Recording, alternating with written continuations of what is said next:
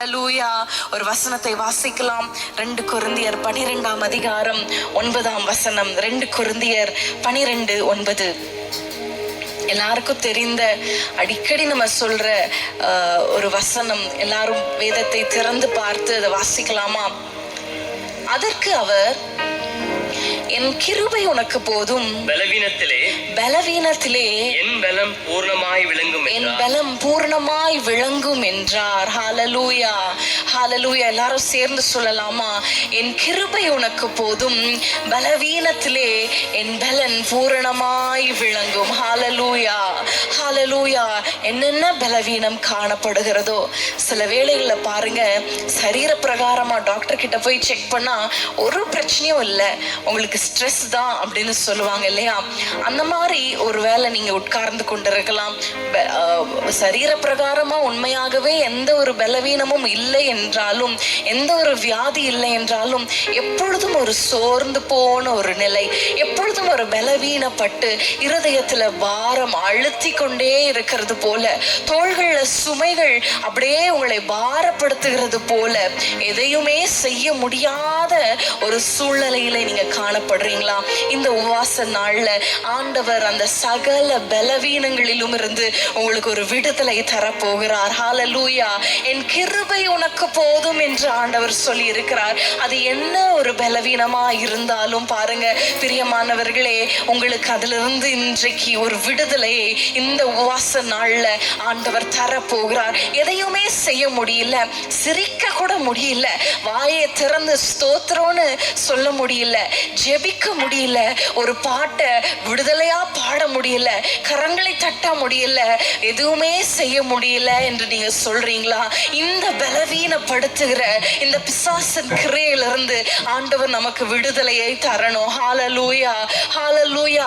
மகிழ்ச்சியும் கீத சத்தமும், ஹல்லேலூயா, ஆடல் பாடல் சத்தமும் நம்முடைய கூடாரங்கள்ல இருந்து புறப்படணும் என்பதுதான் தேவனுடைய சித்தம். ஆனா பாருங்க, சாத்தான் பலவிதமான காரியங்களை கொண்டு வந்து, முக்கியமா சிந்தையில உங்கள் சிந்தையை சிறைப்படுத்தி, உங்கள் சிந்தையில உங்களை பலவீனராக்குகிற அந்த பிசாசன் கிரியைகளை நம்ம இன்னைக்கு எதிர்த்து நின்று நம்ம ஜெபிக்க போகிறோம். ஹல்லேலூயா.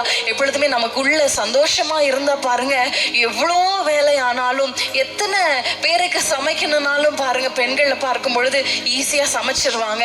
ஆனா ஏதாவது ஒரு பிரச்சனைனா அப்படியே சோர்ந்து போய் அப்படியே பெட்லயே படுத்து அன்னைக்கு சமைக்காம அப்படியே சோர்ந்து போய் கண்ணீரோடு படுத்து அப்படியே நாட்களை கழித்து கொண்டு இருக்கிற பெண்களை நம்ம பார்த்திருக்கிறோம். இன்றைக்கு ஒருவேளை நீங்க அப்படிப்பட்ட ஒரு நபராய் சோர்ந்து போய் வேதனையோடு பலவீனமாய் ஒன்றுமே செய்ய முடியலையே, ஒரு ஒரு அந்த சிந்தையில அந்த பாரத்தினால பாருங்க ஒன்றுமே செய்ய முடியாத ஒரு சூழ்நிலையில அப்படியே உட்கார்ந்து இருக்கிறது போல, ஒன்றுமே நடத்த முடியல, ஒரு காரியத்தை நடத்த முடியல, ஒரு காரியத்தை துவங்க முடியல, துவங்கின காரியத்தை முடிக்க முடியல, எதையுமே என்னால செய்ய முடியல அப்படி சொல்றீங்களா?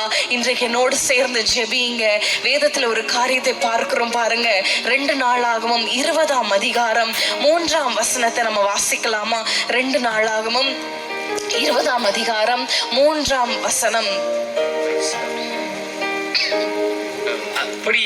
அப்படியே அப்பொழுது யோசபாத் பயந்து கர்த்தரை தேடுவதற்கு ஒருமுகப்பட்டு யூதாவெங்கும் உபவாசத்தை குறித்தான். ஆமென். இங்க பாருங்க, யோசபாத்துக்கு ஒரு பயம் உண்டாகிறது. எதனாலன்னு பார்க்கும் பொழுது 12ஆம் வசனத்தை பார்க்கலாமா? 12ஆம் வசனத்தை. எங்கள் தேவனே, அவர்களை நீர் நியாயம் தீர்க்க மாட்டீரோ? எங்களுக்கு விரோதமாக வந்த இந்த ஏராளமான கூட்டத்துக்கு முன்பாக நிற்க எங்களுக்கு பலன் இல்லை. நாங்கள் செய்ய வேண்டியது இன்னதென்று எங்களுக்கு தெரியவில்லை. ஆகையால் எங்கள் கண்கள் உமையே நோக்கி கொண்டிருக்கிறது. யோசபாத் ஒரு பலவீனப்பட்டாரங்க பாருங்க. அவர்களுக்கு முன்பாக நிற்க எங்களுக்கு பலன் இல்லை. அவர்கள் அந்த ஏராளமான கூட்டம் எங்களை சூழ்ந்து கொண்டு நிற்கிறது. அவர்களை எதிர்த்து நான் போராட எனக்கு பலன் இல்லை. நாங்கள் பலனற்று நிற்கிறோம். நாங்கள் செய்வது அடுத்து என்ன செய்வதுன்னு எனக்கு தெரியல. அந்த வசனத்தை பார்க்கும் பொழுது எங்களுக்கு அவர்களுக்கு எதிர்த்து நிற்க பலன் இல்லை. நாங்கள் செய்வது என்னதென்று எங்களுக்கு தெரியல. என்ன செய்யுதுன்னே தெரியல. அடுத்தது என்ன ஸ்டெப் எடுத்து வைக்கிறதுனே தெரியல. பலன் இல்லாம நிற்கிறாங்க. ஏன் தெரியுமா? யோசபாத்துக்கு நேரிட்ட ஒரு சூழ்நிலை, அவருக்கு ஒரு பயப்படுத்துகிற ஒரு சூழ்நிலை. எல்லா பக்கமும் எதிரிகள் சூழ்ந்து கொண்டு இருக்கும் பொழுது அவர் பயந்து ஆண்டவரை தேட ஒருமுகப்பட்டார் என்று பார்க்கிறோம். பிரியமானவர்களே, பலவீனம் எப்போ வருகிறது தெரியுமா? பயம் வரும்போது ஒரு பலவீனம், நம்மை அறியாமலே ஒரு பலவீனம், பயம், எதிர்காலத்தை குறித்ததான பயம். எதிர்காலம் எப்படி ஆகி முடியுமோ, எனக்கு ஒரு நல்ல எதிர்காலம் அமையுமா, என் பிள்ளைகளுக்கு ஒரு நல்ல எதிர்காலம் அமையுமா, ஒருவேளை கடந்த நாட்கள் இப்படி நடந்து விட்டதே, இது என் வாழ்க்கையில அஃபெக்ட் பண்ணுமா, இப்படி பலவிதமான பயங்கள். இந்த வியாதி என்னுடைய முற்பிதாக்களுக்கு இருக்கே, எனக்கு ஒரு வேலை வந்துருமோ அப்படின்னு வியாதியை குறித்ததான பயம், மரண பயம், எதை கண்டாலும் பயம், இருளை கண்டா பயம், எல்லாவற்றையும் குறித்து பயத்தினால ஒருவேளை உங்கள் சரீரம் பலவீனமாய் காணப்பட்டிருக்கலாம். இன்னைக்கு ஆண்டவர் அந்த பலவீனம் எல்லாவற்றையும் மாற்றி போட போகிறார். ஹல்லேலூயா. எப்பொழுது தெரியுமா? அந்த வசனங்களை தொடர்ந்து பார்க்கும்போது அவங்க பாடி துதி செய்வார்கள். ஆண்டவர் சொல்வார், நீ பாடகரை நிறுத்து, கர்த்தர் நல்லவர், அவர் கிருபை என்றும் உள்ளது என்று சொல்லி பாடும் பாடகரை நீ நிறுத்தும் பொழுது எதிரிகள் எல்லாம் அவர்களுக்கு முன்பாக வெட்டுண்டு விழுந்தார்கள். ஹல்லேலூயா, ஹல்லேலூயா. ஒரு பலத்தை ஆண்டவர் கொடுத்தார். எப்பொழுது பாடும் பொழுது சங்கீதத்துல வாசிக்கிறோம் இல்லையா? பாலகர் வாயினால் பலன் உண்டாக்கினீர். ஹல்லேலூயா.